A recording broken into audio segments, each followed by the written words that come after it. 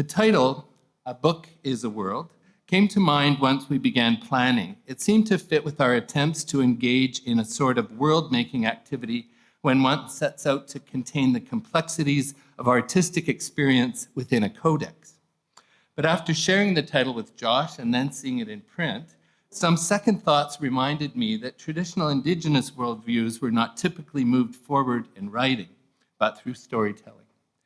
Indeed, we're here today on the banks of the Deshkanzibi in a region where the passage of stories has occurred among the Anishinaabeg, the Haudenosaunee, the Lunapewak, and the Chinanton nations for centuries.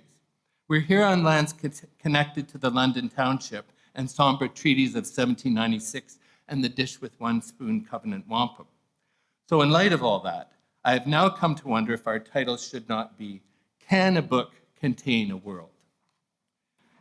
An initial answer would offer that indeed a story can contain a world, and that with GardenShip, the book, we endeavored to tell our story through images, conversations, and documents that attest to what happened.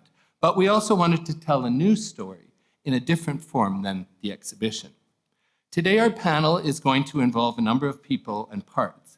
Co-curator of the exhibition, Jeff Thomas, who's on screen from Ottawa, is going to take over from me in a moment and talk about some of the central terms that we gathered together around as a group in order to create GardenShip State, and that eventually made it possible to translate some of those themes into a book.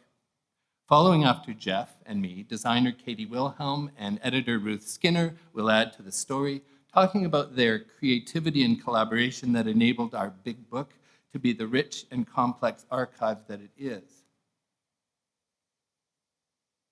Those are images of publications that Katie and Ruth were involved in. Following that, Tom Cull and artist Michelle Wilson, who were both involved in the exhibition as well as in a series of community projects, will articulate some of those parts of the journey, including through poetry. And we'll talk about how it all landed in the pages of an almanac, which there are some of on the tables you're sitting at, and you're welcome to take one with you. Following GardenShip's presentation, we'll have the treat of hearing and seeing what Marlene Creates and Patricia Deadman have to say regarding moving from the art to the catalog page in their respective worlds. So now we're just going to talk about a few images that will familiarize you a little bit with GardenShip State, but we're not getting too far into that because we really do want to talk about the why and the how of the process. But as said, these are the publications. And so the one that's a little larger than life in the foreground is the journal that you'll hear a little bit about from Katie and Ruth. And this slide is an image of the entrance to the exhibition, which was right up there in the main floor of Museum London. The video work by Tom Cull is on the right-hand side.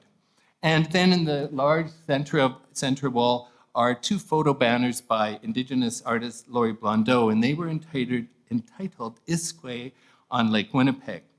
They were welcoming figures of a sort. In the book, Jeff and I spoke with Laurie about her work, and Jeff introduced an image of a sculpture that welcomed people to the St. Louis World's Fair in 1904. It was entitled Destiny of the Red Man. And so, Jeff, I'm going to turn it over to you, and I'll be advancing the slides if you want to keep going. Okay, thank you, Patrick. Just picking up where Patrick was speaking about the role of Laurie Blondeau in the exhibition, it was to establish a sense that there's a time when the energy of the people in the exhibition takes over the gallery space. And I thought it was really important to have a representation of a strong Indigenous woman, especially one who was involved in photography, which was kind of an anomaly when I began working in the early 1980s. So this is how we wanted to reach people coming into the exhibition space with the very proud and statuesque Aboriginal or Indigenous woman. It's the next slide, Jeff. Okay, I can see it. So this is the first space when you come in, and you'll note that on the ceiling is a suggestion of the two-row tree from 1613. And because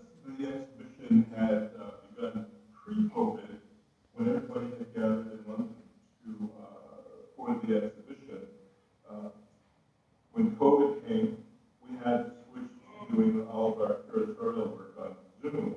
And I felt that this might be a good time to introduce the role of the two-row in terms of what took place in 1613 between the Dutch and my ancestors, and how they negotiated for really of having a sense of respect for each going down this river, which at the time would have been the Hudson River.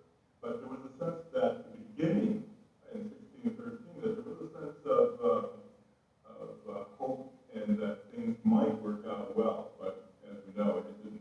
But this was the idea, and then I have my works on the wall there, which are based on the wampum itself, the wampum format, and along with the buffalo head that we were able to borrow from the Manitoba Museum and have that in space. And I think that it was really important at this point because of just a little bit of information when the buffalo head arrived before the bison head.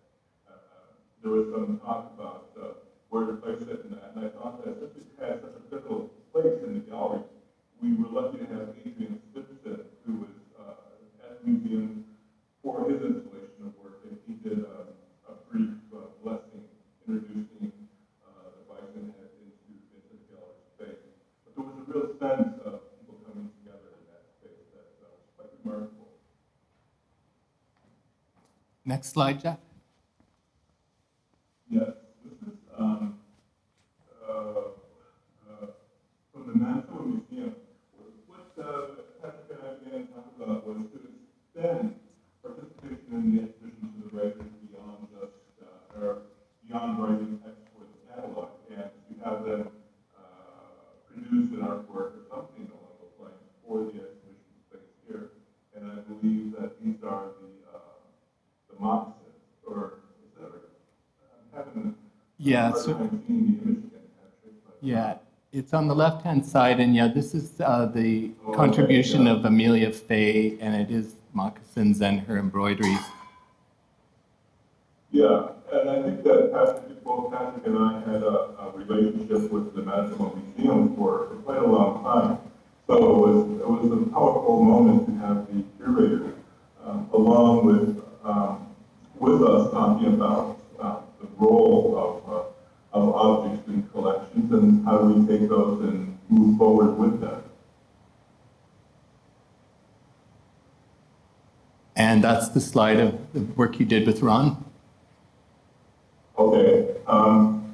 When we had initially talked about the exhibition, I wanted to connect to Ron's his garden installation outside of the museum, and because COVID came and kind of disrupted the development plan, I made this was after my first installation, and I borrowed Ron's fencing that he uses for his outdoor installation work and mounted photographs on there. But what I was really interested in as well with it was, you see that there's a chair there from the collection, and the idea was of welcoming people, delegates coming to this ancient meeting place, and that we were a part of that legacy, and so I wanted to have something that represented the sense of people coming to Museum London and bringing what they had in terms of their knowledge and their artwork and their wisdom all to this space. And I'm just going to take over here, Jeff, and we'll hear from you later in the discussion. This is an installation view of work by Sharmis Thakar, who's an artist originally from India who was living in London at the time and is now in Montreal. And my work on the right-hand side was in response to one of Jeff's photographs. The point I wanted to make very quickly is that there was a lot of sort of collaborations and themes that I think brought the show together. And in this case, there was something about intergenerational artists working side by side.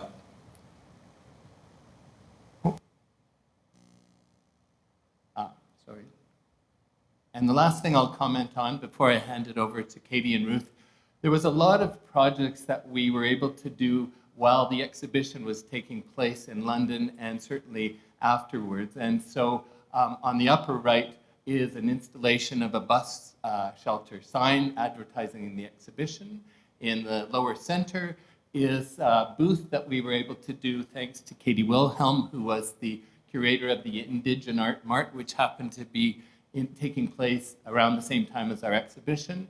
And the image on the upper left is an image of Ron Benner and Mary Lou and Dan Smoke and some friends of theirs as they visited the exhibition in the place of Ron's installation. So with that, that's a little warm-up to what the show was. And now I'm going to turn it over to Katie Wilhelm and Ruth Skinner to talk a little bit about the making of the publications.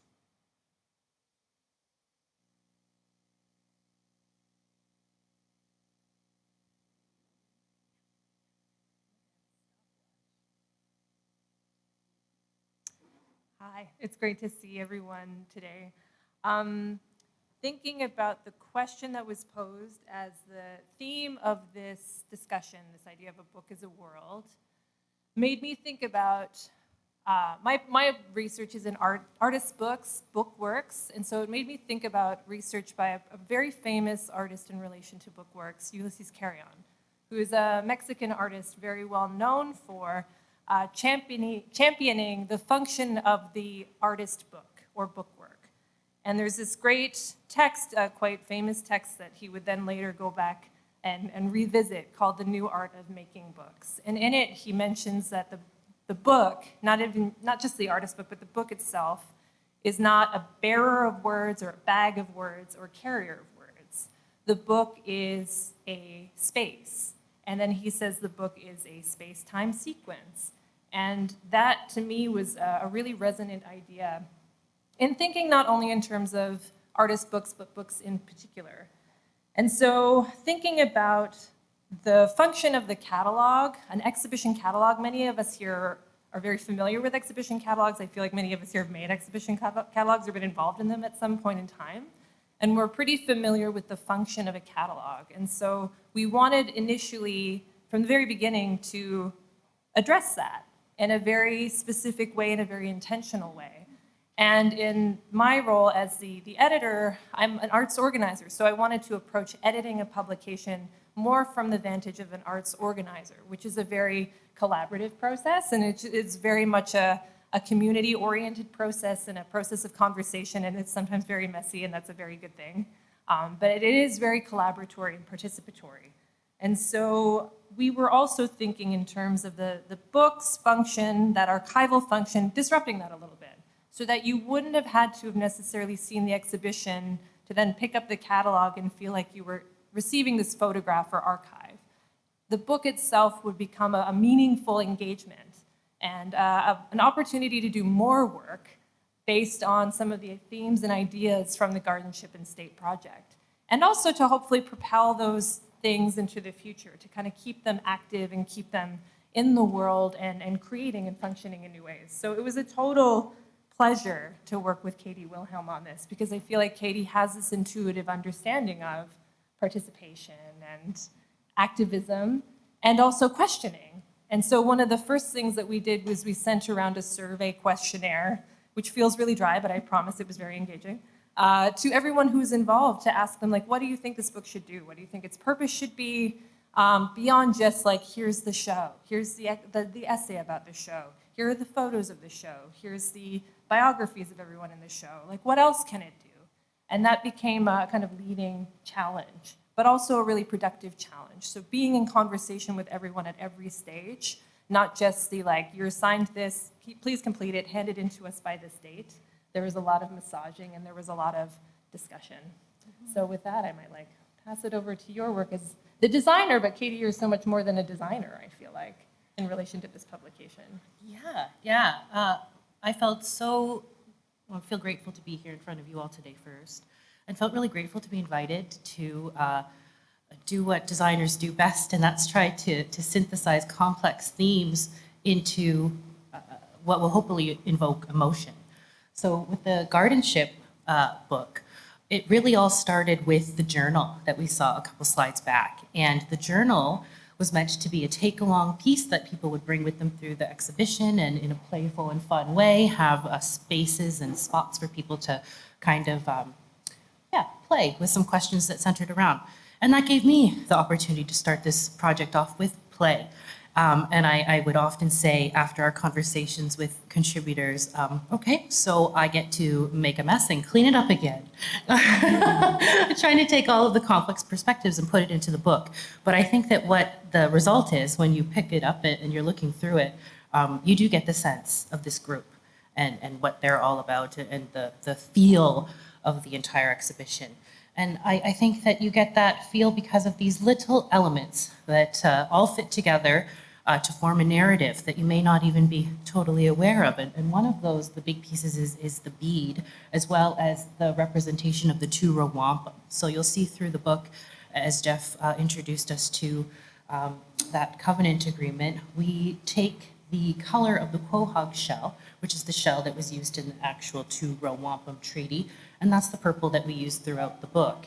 And then we add the purple rows on either side of the book that creates, if you can see the book on your table and hold up to the side, the two-row wampum is actually along the spine there as well.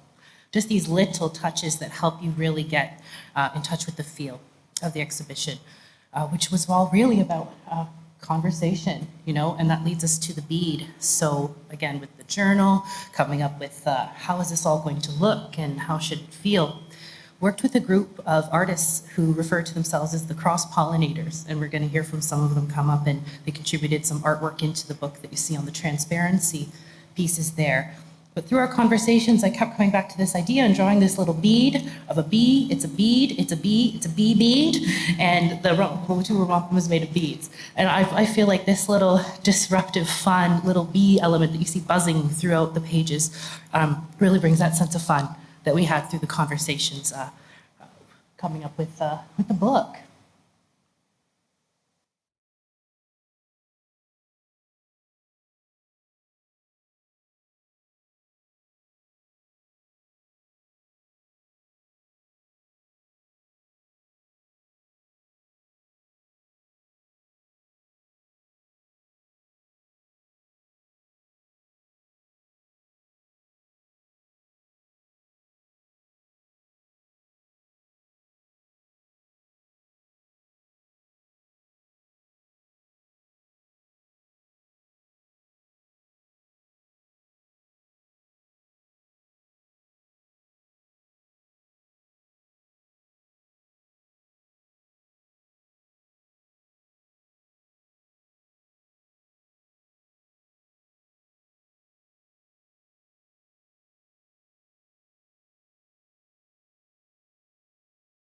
Concrete demands and activist motions keep disrupting. And like bees are very beautiful, but they're often a little bit like, oh my God, I'm a little bit nervous about this right now. So I feel like she chose just a wonderful character. It became its own character and an additional character in addition to Katie, to myself, to the cross-pollinators, to the artists, to Patrick and to Jeff. And we had invited guests as well, and it was such an amazing thing to be able to share with them all of this archival material, but then to see where they took that material and created new work that you get to enjoy in the catalog. And there are numerous conversations included, so numerous interviews. And again, that goes back to that idea of being really participatory, of being really open to conversation. Some of those conversations are never really concluded in a traditional sense. There's a lot of open questions, there's a lot of line of thoughts that are raised and that are just kind of left there. And then hopefully the idea is that you as a reader become part of those conversations as well. And you start to take away ideas and possible actions. And I think something that I really love is someone who like literally breaks the spine of every book she owns as soon as she opens it and writes in it and kind of really loves it very hard. Is like Katie gave us a lot of space to do that with this publication as well. I don't know if you wanted to speak on that. Yeah, there's lots of space. And I think that creating space and giving space is the most generous thing that we can do. And then in print, by giving lots of space in the margins, I hope that you write in those margins your responses to some of the ideas that come through the book. You know, as far as the design too, we were very intentional about the fonts that we chose and, you know, the leading and all of these really nerdy printing things to make sure that there was lots of space between that text so that it's a very easy read. Sometimes it's a lot of text. Also some treatments to the text that I think that help relate to the theme is the conversations are in 2 rows. See the 2 rows coming up again. And whereas the articles, when one person is speaking, it's a 1-column piece. So all of these design elements, I think, come together. And for me, if the question is a book a world, I feel like GardenShip State says yes. Yeah, what a great spot to end. With time to spare. Yeah, thanks. Thanks, everybody.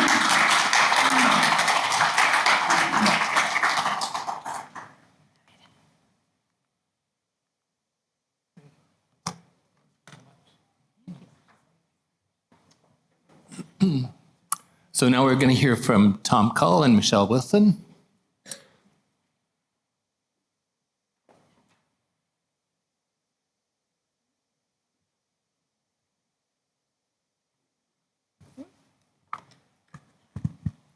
Hi, I'm Michelle.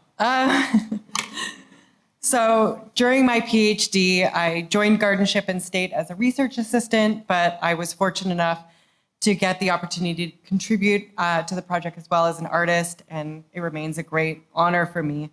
The GardenShip State project was planned in seasons to align with the gardening metaphor. After the Museum London exhibition, the project's next phase was transplanting, which involved satellite project partnerships that would offer or act as offshoots, planted and harvested in local communities, online and internationally. And I was offered the opportunity to manage this aspect of the project due to my growing focus on community-engaged work. So to implement the transplanting phase, we put out a call to GardenShip State contributors to find out if they were involved in any grassroots initiatives that could benefit from a small, easy-to-access grant. I mean, who wouldn't want that? And we received requests from 4 groups: Tom Cull and Brandon Dockstader, the Coast Collective, Sweet Labor Art Collective, and Embassy Cultural House. And throughout 2022, each of these groups accomplished incredible work. At the beginning of this year, we started collecting and organizing their work into a publication. Ruth Skinner had the idea to create an almanac, which aligns with the concept of work that is responsive to the land and seasons. She suggested this approach because it would showcase the work not as a catalog of completed projects, but rather as an inspiration and as seeds for other DIY projects to take root. So with that in mind, I contacted the groups that we worked with and solicited their contributions. Oh, that's me. I gotta do this. So I wanted to share this spread to highlight that Katie's design was, again, very essential to this book as well. And here you can see her bee motif. And she did an incredible job under the tightest deadline ever. And I really appreciate the skill and dedication and vision that she brought to it. So now Tom will speak about the spreads from the land sharing and environmental stewardship at Oneida Nation of the Thames that led by him and Brandon Dockstader. Yeah, thanks, Michelle. So yeah, my name is Tom Cull, and for the GardenShip and State exhibition, my friend Brandon Dockstader and I partnered on a number of river cleanups that we held at Oneida Nation of the Thames and here in London. And we made a couple of films about those cleanups called Upstream, Downstream that were in the exhibition. Then we wanted to do more cleanups.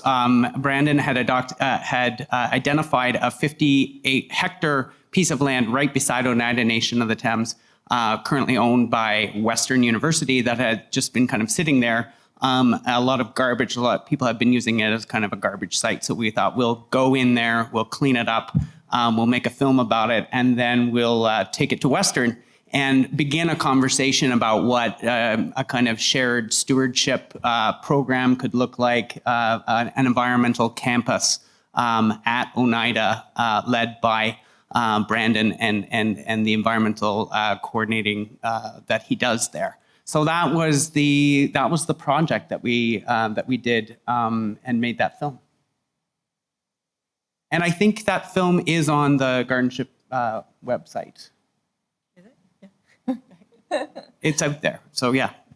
Are you going to do? Oh yeah, and then so this almanac was a lot of fun. Michelle said, "Hey, do you want to write a poem for it?" Because I am a poet, and I said, "Sure." And when do you need it by? And she said Thursday. And it was like a Tuesday.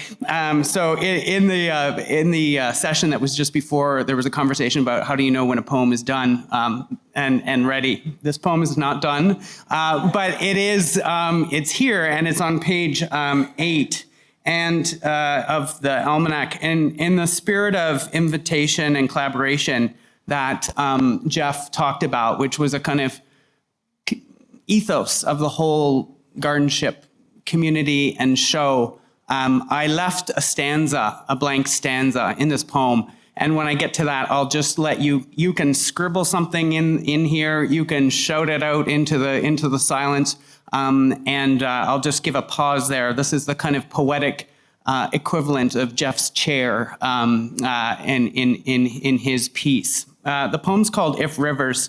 And I wrote it, and then I sent it to Brandon asking for his feedback, and he gave me the best feedback ever, which was, "It's great, it's done," which you never usually get that when you send a poem to an editor. If Rivers. If the river is a poem written by an ice sheet 3 kilometers thick, slowly scoring grooves in the land, written by the sky, moving over mountains, loosing sheets of music into ancient spillways. By the mastodon, oak trunk legs packing clay curves into oxbow lakes. By the beaver, sharpening drafting pencils, blueprinting dams and wetlands. The osprey too builds with sticks, hovers above riffles and pools, plunging to pick up the river in its talons and pull it back into the sky. The canoe, the paddle, what did you learn in your textbooks? Histories of ownership or relationship, dead letters stamped into concrete bridges or voices singing, living stories or a white ghost, mouth always open. You've seen rivers spilling ink wells, London bridges falling down, oil paintings falling down, allegories penned in plastic bags falling down. If rivers are erased and written over, your tributaries belong here, words in your voice, your tongue.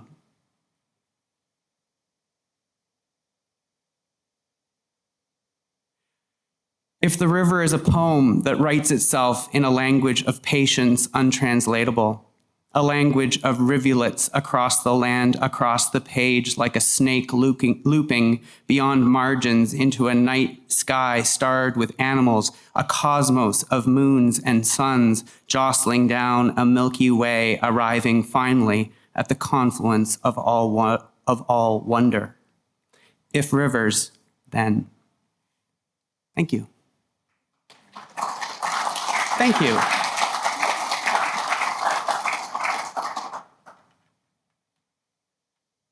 Speaking of oxbows, okay. Next we have the Coast Collective, which I'm a founding and organizing member of. And the Coast Collective is an ad hoc group of Indigenous and non-Indigenous artists, biologists, educators, and activists who have joined together to focus on direct action, accessibility, collaboration, and justice in response to the coves. And the coves, for those of you who don't know, is a local environmental significant area, a beloved community destination, a rich biodiverse habitat, and a site of environmental degradation, and a space of bold ecological visioning and resistance. And thanks to the funding that we received from GardenShip, we launched our programming and had an incredible and productive first year. We recently completed our second season, which was funded by the London Arts Council.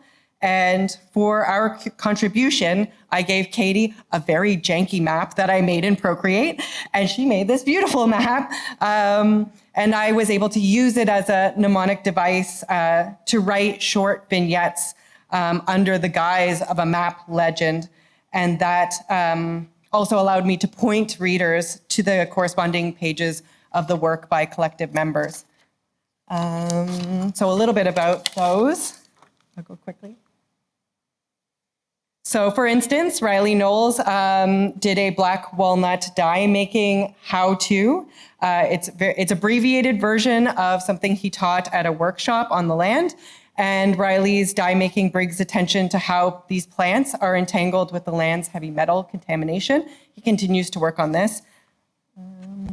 Paul Chartrand wrote a piece defending goldenrod as an integral part of his phytoremediation artwork.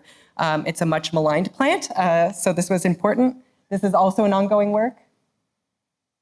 Candace Dube, who was the cultural justice coordinator for Athlos at the time, reflected on medicine walks that she organized for the youth, the Mino Youth Camp at the Coves. She notes that our time at the Coves is a ripple and the waves continue. Brad Isaacs wrote a lyrical description of how to create a rig for fishing carp, an invasive species that harms the water quality in the coves. In the image on the right, you can see us catching and skinning a carp, and then Sherry No and I documented the process of tanning the hide to make leather. In community stitching circles that I led, we combined the dyed textiles made by Riley and the leather Sherry taught me how to make to create a textile map. And you can see an unfinished version on the back. You could see the finished version at Macintosh Gallery in the spring when we have a show there. So yeah, these are just a few of the projects that our collective is working on. If you're interested in attending events, follow the _coves _collective on Instagram. Our opportunities are ongoing. So in 2021, the interdisciplinary collective Sweet Labor Art began working on a video piece that uses dance to meditate on death, burial practices, and soil making or composting as a form of ecological care in the city of London, Ontario, and Oneida Nation of the Thames. The result of their work is an incredibly moving film called Compost Recomposing Relations. And in 2022, GardenShip funded their screening performance and community feast. As part of their contribution to the almanac, Sweet Labor created 2 scores, or rules to a game you can improvise with. And score number 1 reads, pour some strawberry juice into a glass. Into the glass, name out loud all the ancestors, family, teachers, friends, other than humans, that have changed you. Drink the juice. Engage in a practice for 10 to 20 minutes. Dance, write, sit, walk. And finally, established in 1983, the Embassy Cultural House was a community-driven gallery that closed its physical doors in 1990 and reopened virtual ones in 2020 during the darkest days of the pandemic. It's now a virtual artist-run space that hosts in-person and online exhibitions, events, and is a prolific publisher, I'm sure you've seen some of their books today, and a co-sponsor of this event. The contribution to the almanac was authored by Jamili and Ron, who I think are here today, and Olivia Masudo, who I think was also here today. Olivia is an emerging artist, designer, and writer. It sheds light on the collective's activities and their collaborations with GardenShip, which include the group exhibition Stop Extinction, Restore the Earth, and a special issue of On-Site Review entitled Atlas Being in Place, which delved into the concept of maps and mapping in the context of architecture, culture, and the environment, and also a community engaged project by myself and Paul Chartrand, who is also in GardenShip, titled Sowing Clay, which will one day form a memorial to murdered land and water defenders.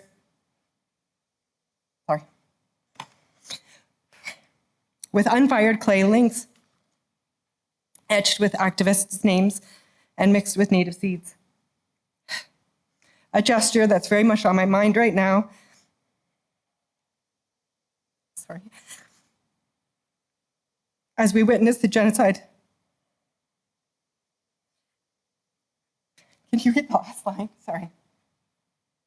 A gesture that is very much on my mind right now as we witness the genocide of Palestinians who refuse to abandon their lands. Thank you.